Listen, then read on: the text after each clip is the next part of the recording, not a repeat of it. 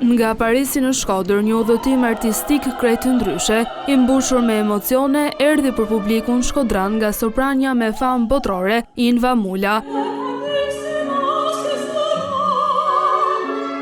Ajo u rikthye në qytetin e saj me Vojazh, pikërisht në skenën e teatrit Migjeni, ku mori duart trokitjet e para të publikut e preku nisja dhe karriera e saj artistike.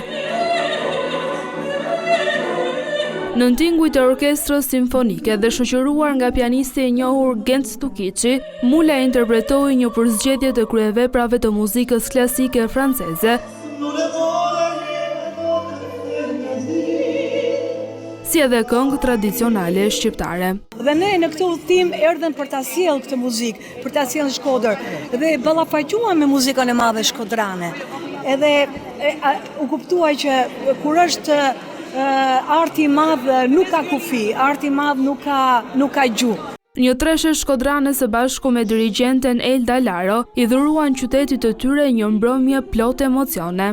Është emocion i shumë fisht, është si me u kthy në shtëpi, me njerëz të tuaj, nuk ka fjalë, është nga njëherë ndjenja, është ndjenja me dasht kaq shumë Shkodrën, është e bukur sepse pikërisht nuk ka fjalë me përshkru. Po tu përshkrute do t'u bate një diçka, do i bite vlera. Ka qenë një koncert i papërshkruar, një koncert i jashtëzakonshëm që nuk do harrohet as edhe një herë.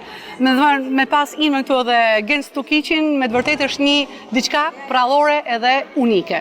Pjesë e mbrëmjes u bën edhe kori polifonik Prenkjakova, 12 vjeçarja Izabel Eva Poro, si dhe Glerdit Turmetaj, që krahas sopranos Mula sollën magji në skenë, duke dëshmuar se Shkodra mbetet shtëpia e madhe e artit shqiptar.